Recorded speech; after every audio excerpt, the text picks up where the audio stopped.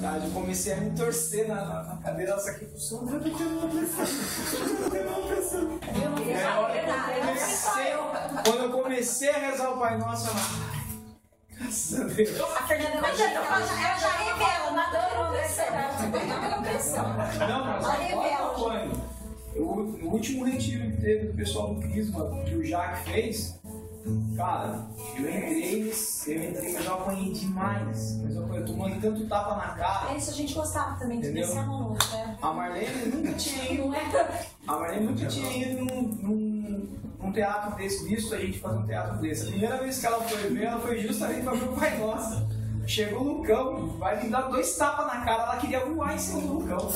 E ela ficou um tempo assim, falava assim, bateu na sua cara, você vai falar com ele? Nossa, isso era uma surra, né? Quem que fez esse aí primeiro que apanhou pra caramba?